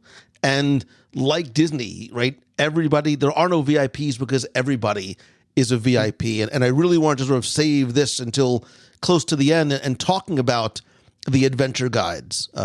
Dusty, who Becky and I, we've known before, and Dusty's been our guide on Adventures by Disney to the past, including Italy this past February. And Casey, who I had never met before. It's hard. Look, I think it's difficult for us to convey to somebody who's never been on Adventures by Disney what this experience is like, right? It's what we're trying to do here. I think it's even more difficult to convey just how important and special and exceptional the guides are. You were given, oftentimes, and on this Adventures by Disney, there are 2 Disney cast member guides who oftentimes have had adventured before. Casey is an adventurous adventure guide. She is very much an outdoors person, but they bring so much to the experience, not just in terms of guiding you along, taking care of you, making sure every single detail is taken care of for you, thinking 5 steps ahead and planning 5 steps ahead individually and collectively for the group. Their expertise, their experience, their storytelling skills, the wealth and the breadth of knowledge that they bring, especially Casey. So many historical and cultural anecdotes that she shared during the trip. and then oftentimes you'll have a local guide too. We've done this in international adventures, and even here when we were in Yellowstone National Park, we had a ranger with us the entire time on our coach and guiding us along. So we had not only the quote unquote local guide, but the adventure guides as well. I would really love to hear from each of you your thoughts, your experience with Dusty and with Casey. Greg and Linda? Well, when we first got there, we were bringing our luggage into the Ward Hotel, and Casey was coming in, helped us with our luggage. She goes, "Oh, Adventures by Disney. I'm going to be your guide, one of your guides." So we met her as we walked into the hotel the day before the we came there a day early. So yeah, she actually helped us bring our carry-ons up to our room, and we had those with us. So she was amazing. And then I'm like, oh, the other guide's not going to be anywhere near like this one. And then we met Dusty. What a character. And I mean, he and Nikki were the reasons I was able to do the Grand Canyon hike. The Grand Canyon hike. And they were just amazing. And when Becky was saying about the grilled cheese, I ordered the grilled cheese the next day at lunch because of seeing Becky having it. Because of Becky. And when we were at the Yellowstone, when we had lunch in Yellowstone, all of a sudden, I think it was Yellowstone, Dusty comes up to me because I'm a picky eater and hands me like a plate of chicken fingers and fries. Oh, that was the day they gave your son the cake. It was like, okay. I left it in shit, but it was like, that was nice of him. They just went out of their way for everybody. Yeah, they're wonderful. I don't know. They're exceptional people, and they are in the right job. Let's put it that way. Doobie, what about for you and your family experiences with the guides? Oh man, the guides are everything. So I already talked about how great Dusty was with Gideon. But one thing I like, they always feel like they're friends of yours, even though they are clearly there to take care of you. Like, when you're on a cruise, which is my favorite thing in the world, they always feel the people on the cruise ship feel like they are there to take care of you. They are your quote servants, whereas the guides become your friends throughout this. And that's just a much nicer experience. Casey was incredible. There was something about her personality, which was just very steady, very calming. And her combination with Dusty, I can't believe, if I'm not mistaken, they've never worked together before. The two of them together were just a perfect combination. I love Casey. I told her after that I'm not sure I've ever met someone that just impressed me so quickly as you have. She's just, I love Casey. And then the Yellowstone guy you mentioned was Rich. I came to love Rich. Rich had some stories. While you guys were off doing the Artist Point hike, a few of us stayed in the bus and got to talk to Rich, ask Rich some personal questions. And I love Rich. He was just great. Disney not only picks great adventure guides, they pick the great on-site guide. And the guides are everything. It was fantastic. Rich we learned all about Rich's favorites, and Rich don't take no grief from Rich takes his job very, very seriously. And I love that about him. Stella and Ethan, what about you and your guide experiences? They were unbelievable. We met Dusty first in the lobby of the Wart. And again, I was like, okay, group travel, here he is, the cruise director. He's so energetic. And he was a lot. And I thought, I can't keep up that energy.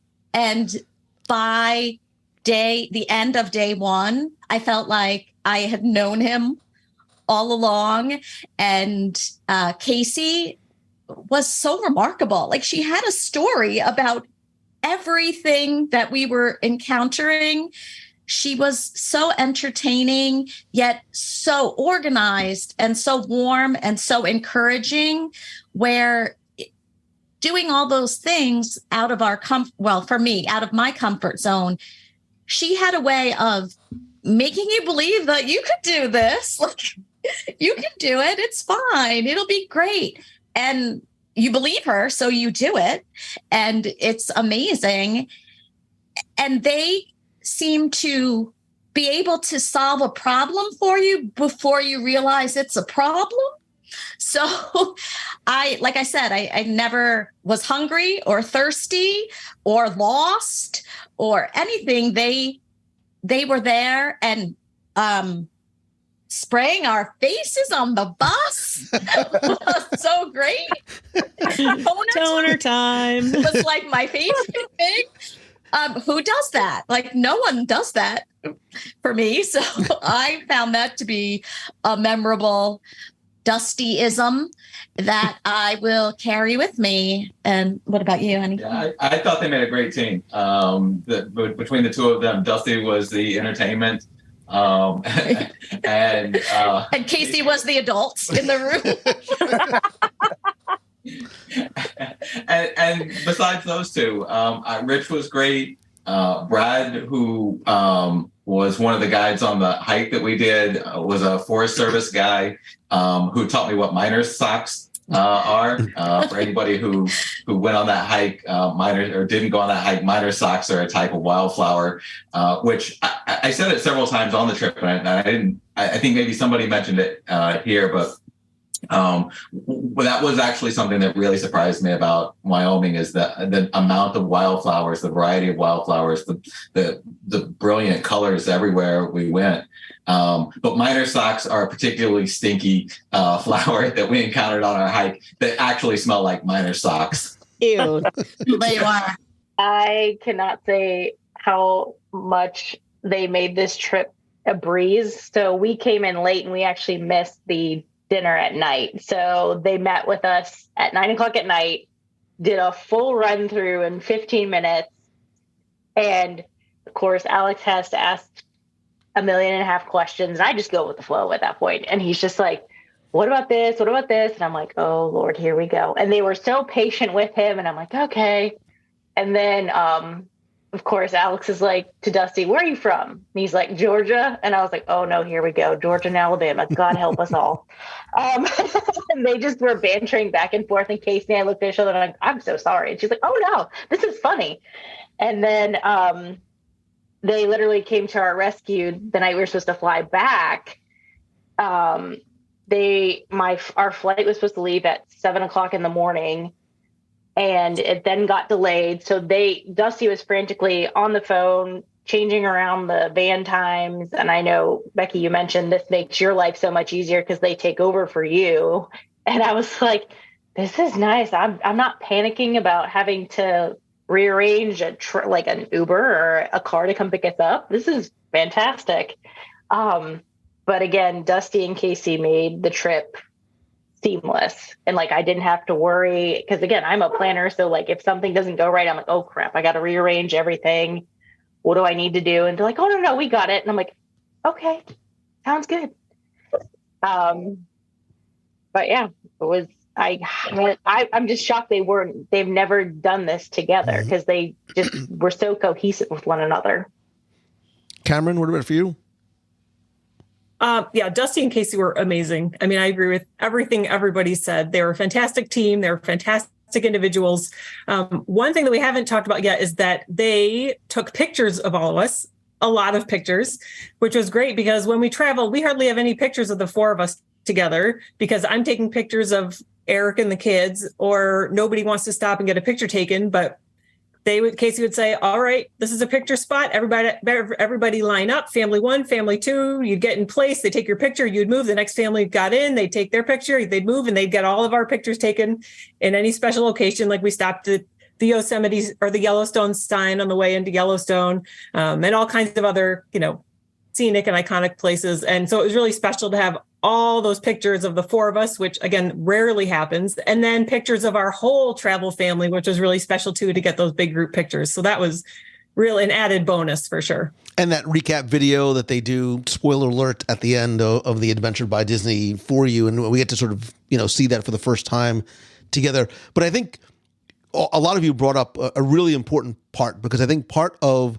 the charm and appeal, and I think sometimes almost aspect of Adventures by Disney that is overlooked because it does happen in the background, is the seamless planning and logistics that takes place.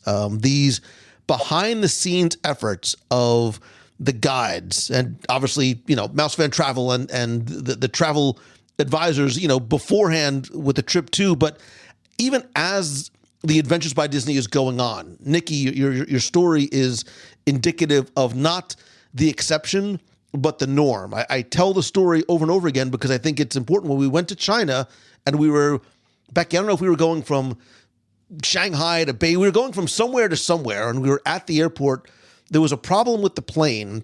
We didn't know about it. They came over to us, gave us vouchers for food, said, go get something to eat, come back in an hour. In that time, they rebooked us on a new flight, got our bags moved, told the hotel we were going to be arriving late, took care of the transportation. We came back from eating lunch. We boarded the plane and knew, nothing different. Imagine if we had to handle that ourselves in a foreign country with a language barrier. God only knows where our luggage might have been or ended up at that time.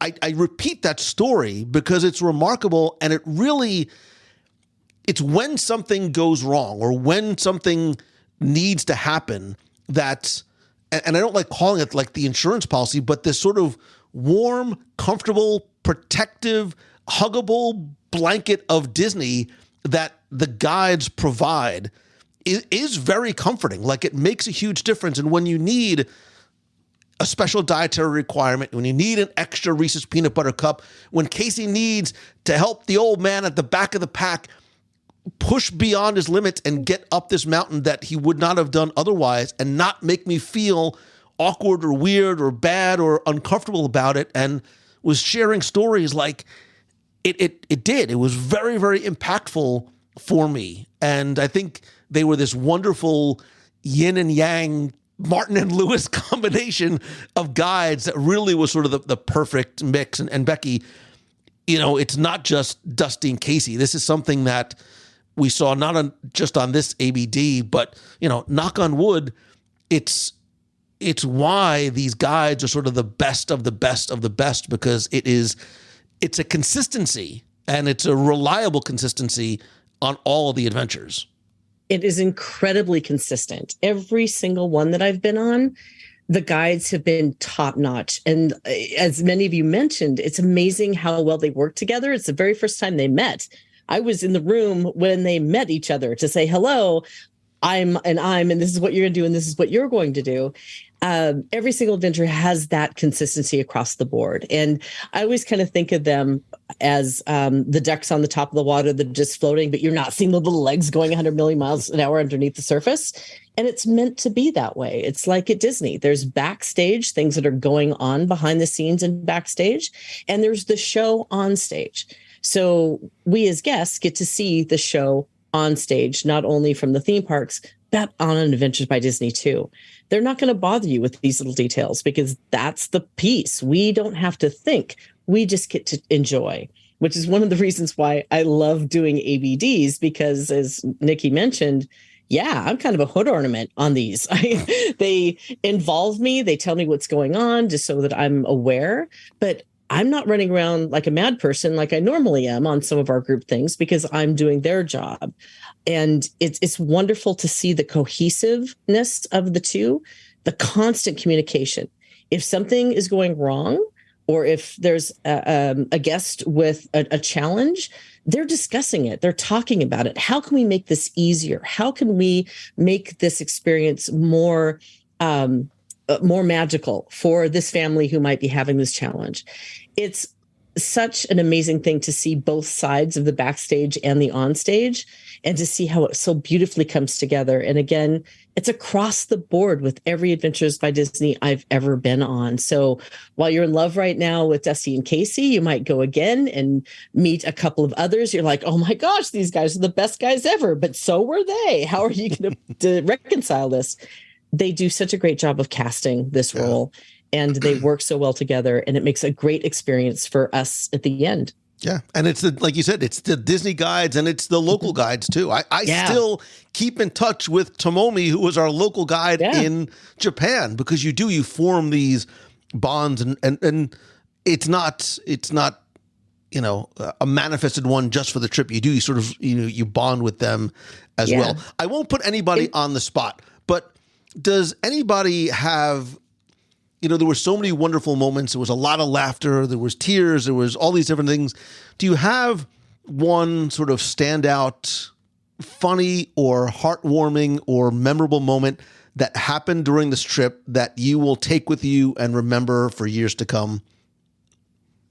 Becky, raising her hand quickly. I do, only because I have to tell this really, really fast because it's still the thing that sticks in my head. So Rich, our wonderful guide in Yellowstone, he was really amazing and a wonderful storyteller. And we're on the bus and he's telling us about this Phileas W. Norris guy, right? And how crazy he was. /eccentric. He was one of the superintendents of Yellowstone, one of the very first, was telling us about how he only dressed in deer skins and he would walk through the forest and through the smoke of the forest fire, the campfires to scare people and then sit down randomly with people he didn't know and tell them stories. And he was just going on and on about this guy. And apparently he's a pretty big deal in Yellowstone. And I've had to do some research since because you guys went all on that wonderful hike and several of us stayed on the bus. And I posted to Facebook and I said, here's some pictures of Yellowstone. Have you ever been here? And in comes my mother-in-law who says, yeah, I've been there several times. And oh, by the way, my great-great-great-grandfather is this Phileas W. Norris guy. And I'm sitting there going, great. I'm related to the crazy guy. And so we sat there and I talked to nice, Lou. I can see the expression. Oh, I'm nodding on video. Sorry. Yeah, you are definitely. But it was just so cool to put that together. And Rich was amazing with that because then it became, you've got to be kidding me. Well, let me tell you more about this guy. And it was just so great to see the passion that they hold about the history and the things that they're doing. So Rich was amazing. I'm related to a crazy guy, and it was one of the funniest moments of the entire trip, besides taking you down and calling your bluff at poker. Moving on. Anybody else? I think I just like with everybody and meeting everybody. I think that was my favorite part. And I've always wanted to see Yellowstone, so I like that. Doobie, what about for you? I just wanted to, I know we've mentioned poker a couple of times, but I wanted to make sure it got its proper due. All three nights at Brooks Lake Lodge, the poker table came out. The first night, your son had it, Nick had it. I don't know if it was his idea, but it came out and immediately we're like, yeah, let's play poker. And we had the table filled with 8 or 9 people, all 3 nights, played a full tournament. Which, you lose your money, you're out. You get a winner on both the second and third night. Lou won the second night. Linda won the third night. Becky played hard to the end on every night, but always got defeated. I have never laughed so much. You're a horrible bluffer, by the way. I know your tells. Doobie don't lie. Doobie don't lie. Doobie don't bluff. Sorry, Doobie don't bluff. Linda's the liar. Doobie don't lie. Got it. And it's a great way to get to know people in something that's just such an informal way. Your daughter, who I probably would not have hardly talked to other than that, it was nice to get to meet your daughter, Lou. And Linda, I talked to you anyway, but you were just so meek over there, and yet you took us all out that last day.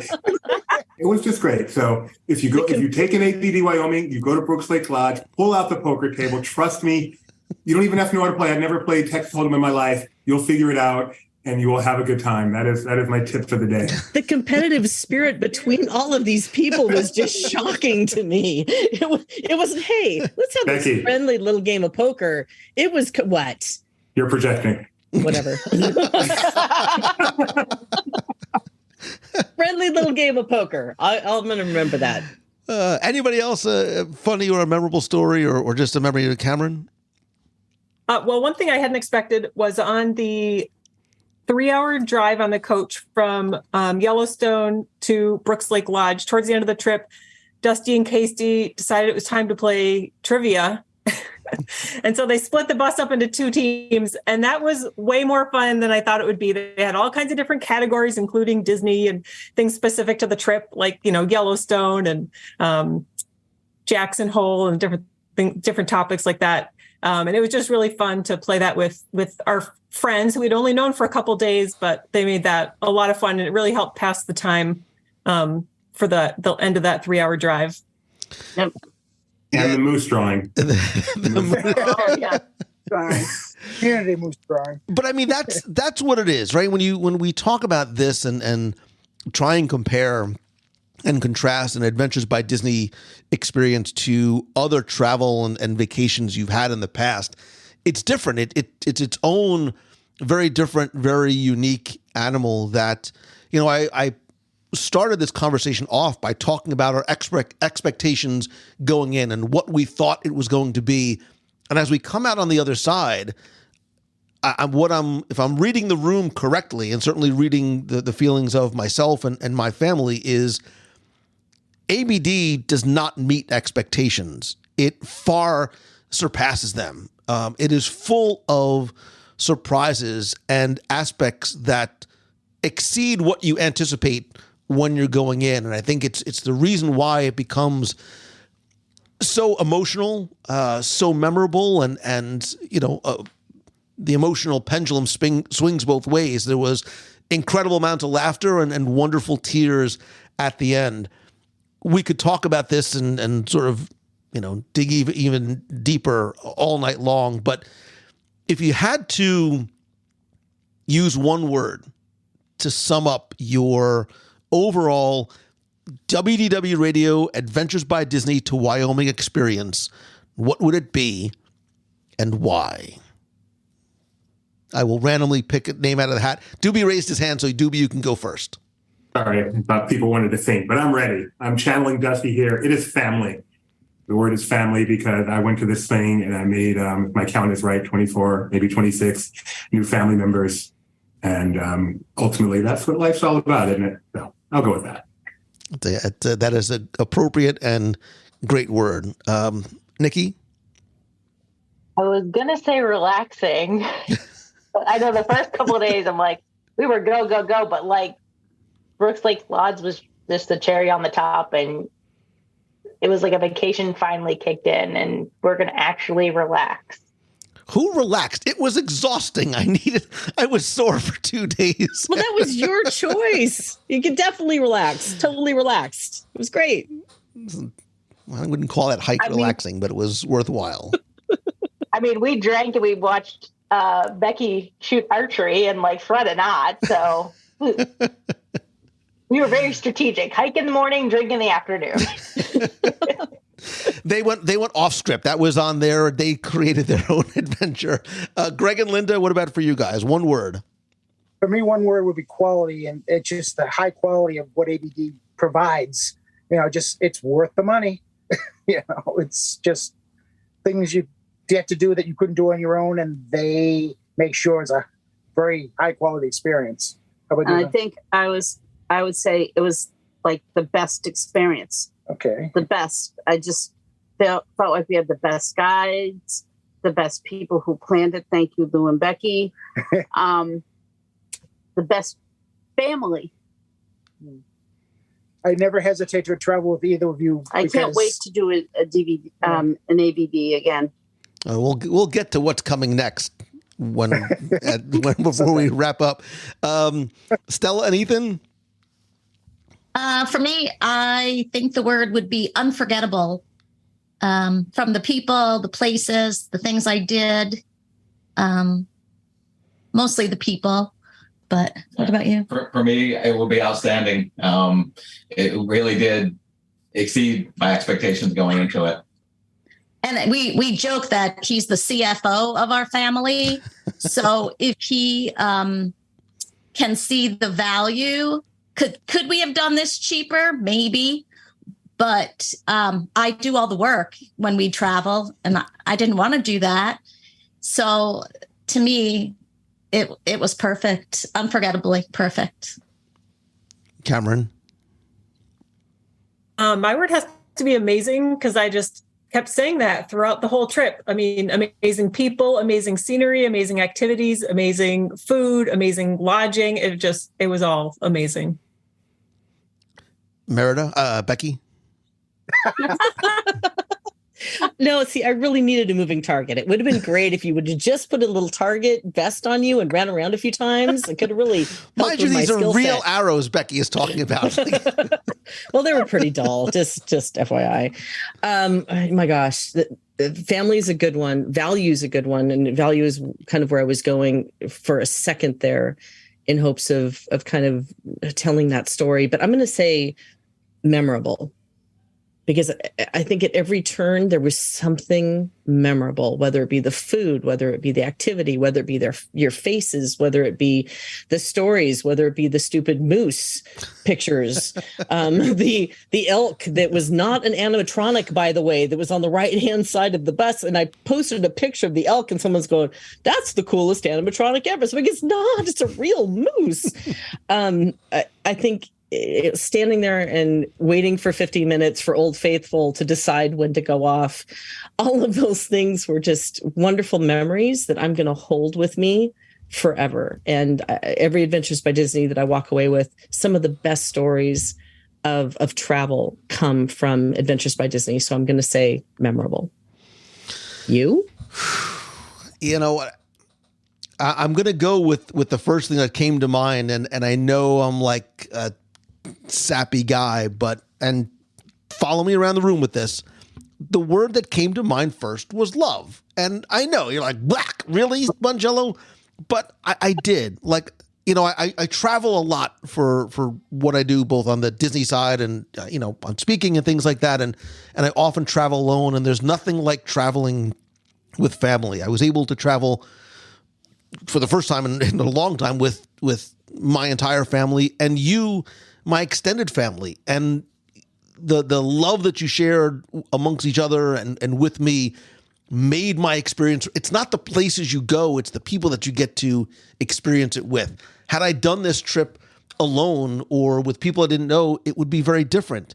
So I loved the places. I loved you. I loved the guides, the authenticity, the idea of creating your own adventure, the story, that it's hassle-free, learning to do more than you thought that you could, and the camaraderie and tea time and cowboy coffee and the edutainment and the going outside your comfort zone and the laughter and the fun. I just loved every aspect of this. And it's the recurring theme when we do these ABDs, and we do them not as a group, but when we do them as a family. And hopefully this has sparked in you a little inspiration to do future adventures.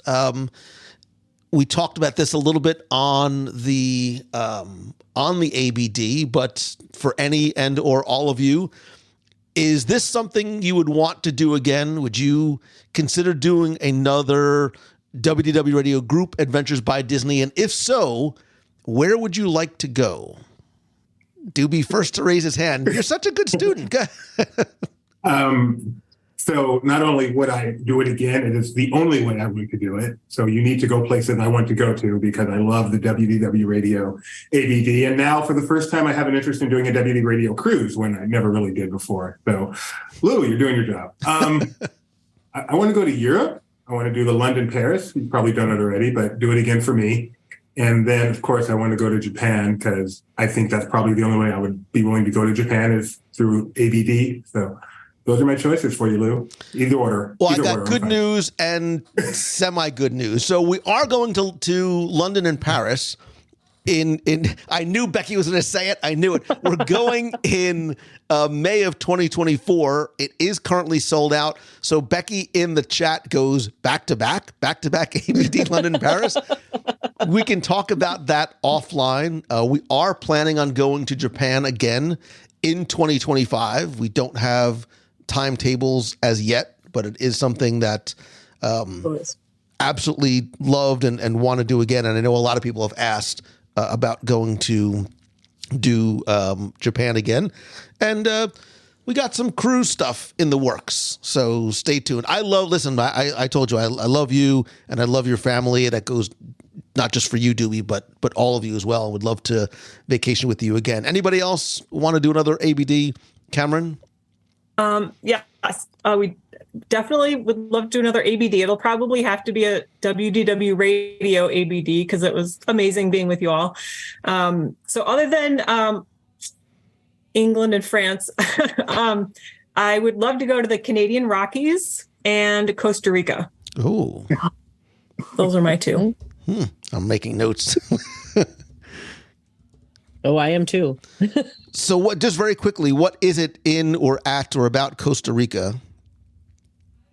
I went to Costa Rica on a chorus trip in college, and I'd love for my family to experience it because we got to go to a volcano and go to the rainforest and went whitewater rafting, and it was neat being in such a different culture. Nice. Greg and Linda, I saw your hand shoot up.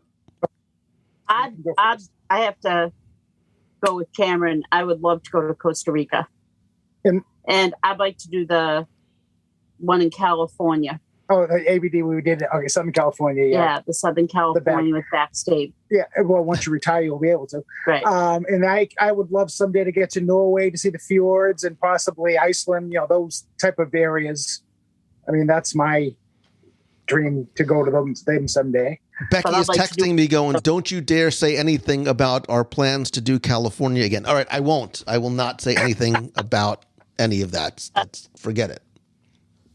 Nikki? You did Egypt and Morocco. Hey now. I highly recommend Turkey. Turkey is fantastic. So if you did like a Mediterranean, Turkey, Greece, and Italy again, just some noodling. Egypt is very, very high on the list. And I think the only way I would do Egypt would be through Adventures by Disney. Mm-hmm. I completely agree. That's one of those itineraries that I think we need to do, but only an ABD is going to have that safety and security issue. Yeah. Yep. Yeah. And we have our Danube River Cruise, our Christmas Market River Cruise coming up this December. Becky, I think we still have some availability for some staterooms. Yeah, there's still availability. That's one of those ones that we can sell it up until the time we sail or until the cabins sell out. So, and that's not ABD, but it's Nat Geo. It's the first time we're doing a Nat Geo expedition, which I am going to assume, I'm going to go out on a limb here, it's going to be a very similar type of experience, a little bit more intimate in not like being on a giant cruise ship, but on one of the small river cruises and being able to hop on and hop off. And everybody keeps telling me gingerbread and sausage, and Christmas markets. So and black licorice. So. Seriously, and mulled wine. There's so much. And there's only like 120 people most on these. So there's, I think, 70 cabins total. Small, intimate, time to hang out together. It's a great experience. And wrap in Christmas markets. It's well, and that's what I love about the things that we do, right? We do these sort of intimate experiences together that create familial relationships and friendships that will hopefully continue on beyond the week that we spent together on the adventure. Listen, I cannot thank you enough, not just for spending time tonight recapping and recounting and sharing some of the laughter, but I told you this at the very beginning of the ABD, and I mean this sincerely. Like, I know that it is investment, and you can choose to spend your time and spend your vacation and spend your resources going anywhere and doing anything. And it means more to me than you know that you have that trust and confidence in me. And certainly none of this happens without Becky and everything that happens sort of behind the scenes with the travel advisors at Mouse Fan Travel. But I really sincerely appreciate you, and I thank you for helping to create a vacation that I will never, ever forget. So thank you for tonight. Thank you for the memories, and I look forward to hopefully adventuring with all of you again soon. You too. Thank you. Thank you, Becky. Thank you. Thank you all. It was so good to see you. Thank you.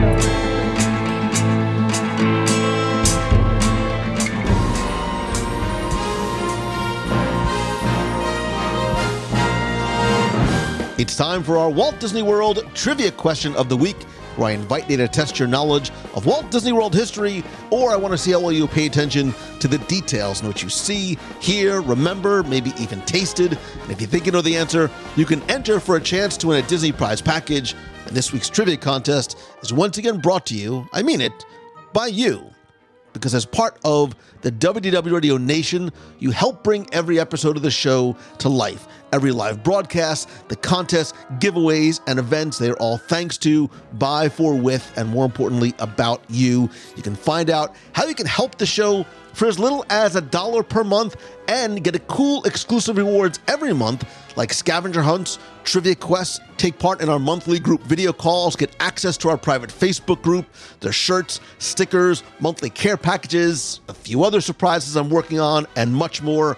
More importantly, I love being able to say thank you and give back to you each and every month because I am so grateful to you and for the love and support and friendship and help that you give to me and the show and our community. I want to thank some new and longtime members of the Nation family, including Mary Purvis, Andrew Klein, David Smith, Marilyn Chandler, and Aaliyah Stewart. And if you want to find out how you can help the show and join the Nation family, you can visit wdwradio.com/support.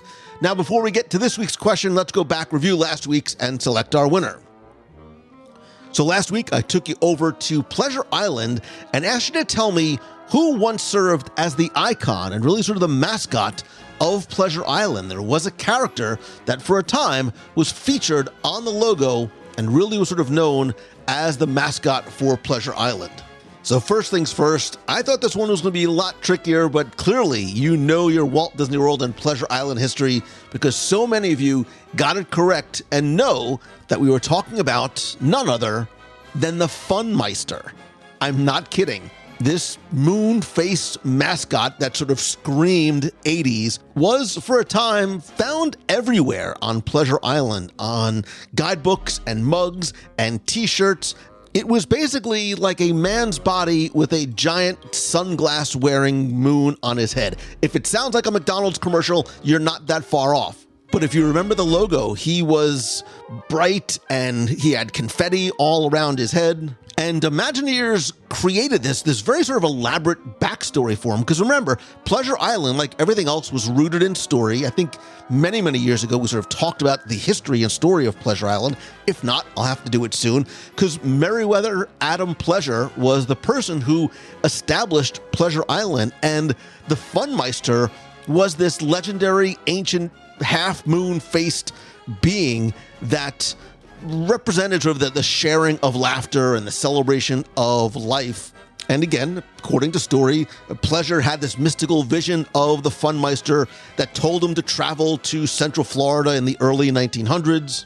There he establishes Pleasure Island, and then through these grand celebrations and counting down to New Year's every single night, even long after Pleasure's mysterious disappearances and the island sort of was reclaimed as a hot night spot for Walt Disney World guests. Maybe I do need to do a really deep dive into Pleasure Island one of these days. Anyway, the Funmeister eventually faded away, but really as late as around 2010, there were a couple of remnants of the Funmeister that were still around Disney Springs. If you looked hard enough, there was one atop a pole on Sosa Cigars, and there was also a drink named after him over at the Margarita Bar. But alas, Funmeister, may you rest in. Oh, there was also a Park Stars like mini figure that they released many, many years ago when the Vinylmations and the Park Stars figures were popular. If you were or are a collector, you may have one on your shelf or in your garage somewhere. Anyway, I took all the correct entries, randomly selected one, and last week you were once again playing for a WDW Radio mug, a pin, and a mystery prize. I'm going to throw something in from Disneyland Paris once again. And last week's winner, randomly selected, is Francine Lynn. So Francine, congratulations. I'll get your prize package out to you right away. If you played last week and didn't win, don't sweat it, because here's your next chance to enter in this week's Walt Disney World Trivia Challenge.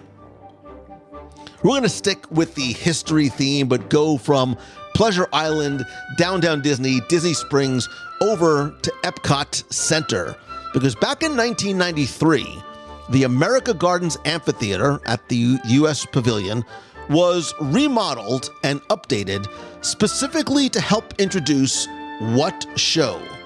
What type of show was introduced in 1993 that sort of necessitated an update to the America Gardens Amphitheater at the American Adventure Pavilion? You have until Sunday, August 20th at 11:59 p.m. Eastern to go to WDWRadio.com, click on this week's podcast, use the form there. Again, this week, you're going to play for the mug, the pin, and a mystery prize. So good luck and have fun.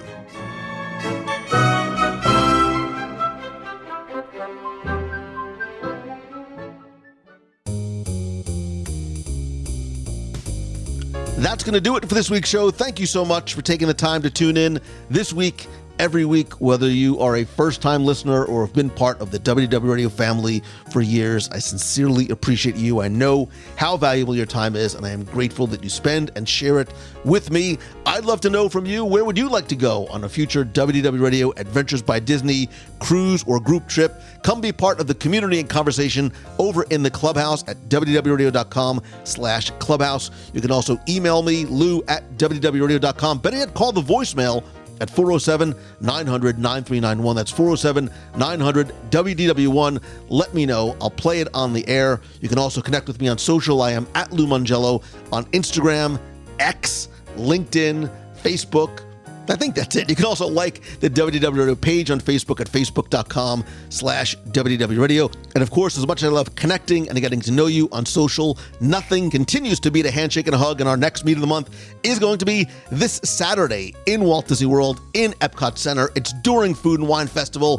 It's also crazy hot outside, so I promise it's going to be inside at the Brewing Labs at the Odyssey from 10:30 to 11:30 a.m. You can come there early, come by yourself, bring the whole family, and then spend the day wandering, grazing around the Food and Wine Festival. And speaking of events, there are now only 4 seats left for my Momentum Weekend Workshop in Walt Disney World, September 29th through October 1st. This 50-person, one-room, 3-day workshop will help you launch, grow, and monetize your business and brand. Learn practical and tactical lessons, start implementing them while you're in the room, network with other like-minded entrepreneurs, and really help you turn what you love into what you do. For more information to secure a ticket and take advantage of our $100 off coupon, use discount code UNLOCK100. Visit LouMongello.com/momentum. You can also find a full list of our sessions and speakers. And if you have any questions, just email me, lou@WDWRadio.com. And whether you're coming down for Momentum, your next trip to Walt Disney World, out for a Disney cruise,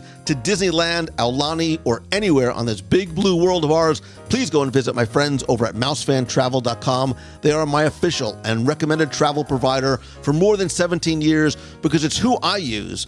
It's who I recommend because it's who I trust. And it's more than just about getting discounts and the best possible prices. It really is about the incredible level of personal attention and service that the MouseFan Travel Advisors give each and every one of their clients. They treat them like family because we are one big, happy family. And to get a free, no obligation quote, visit mousefantravel.com. And as always, my friend, and you are my friend, whether we have met yet or not, all I ask is that if you like the show, please help spread the word. How? By sharing a link to this or your favorite episode on social. Tag me at Lou Mongello. Please tune in and invite a friend to join you for WDW Radio Live every Wednesday night at 7:30 p.m. Eastern on Facebook. Live video conversation and chat. We'll talk about Adventures by Disney. I have a special guest coming on this week. That's Wednesday, 7:30 p.m. Eastern at WDWRadioLive.com. Please rate and review the show in your favorite podcast app. And finally, please remember that our days are filled with choices, and you have the power to embrace positivity, spread kindness, and let your actions inspire others to do the same. So as you go out into the world every day, whether it's virtually online or you put on pants and go out into the world, make every decision that you make a testament to the incredible impact of simply choosing the good. I love you. I appreciate you. If there's ever anything I can do to help you, to say thank you to you, please reach out and let me know. I hope to see you Wednesday night on the live show, this Saturday in Epcot, and right back here again next week. So until next time, I love you. I appreciate you. See ya. Hey, Lou, this is Mary calling from Chicago. I'm calling with my pick for one of the top 10 places I would like to spend the night at Walt Disney World. and I would like to spend the night in the Peter Pan's flight ride in the Darling's bedroom. I would sleep in Wendy's bed, and I would love to just look over the night lights of London, and I would hope that maybe Peter Pan would come to the window and surprise me. All right, I enjoy your show so much. Thank you. Lou, this is Peter Doherty in the Washington, D.C. area. I am a longtime listener, not as long as some of your listeners, but I just had to call because I listened to the Where Would You Like to Sleep episode, and it kind of blew my mind. I thought there were a few places, and there were just tons. And then I thought of others that you didn't mention. For instance, the upper floors of the village in Pirates of the Caribbean, where by day and probably late into the night they are singing at the top of their lungs and you know, they're most likely drinking heavily. I just wonder how late they actually go, because at some point everybody's got to get some rest, right? So I think eventually that would be a nice place to stay as long as nobody throws a bottle through your window. Just thought I'd share. Thanks. First time I've called. I love your show. Thank you very much. Hey, Lou. It's Christine Morrison from Flowertown, Pennsylvania.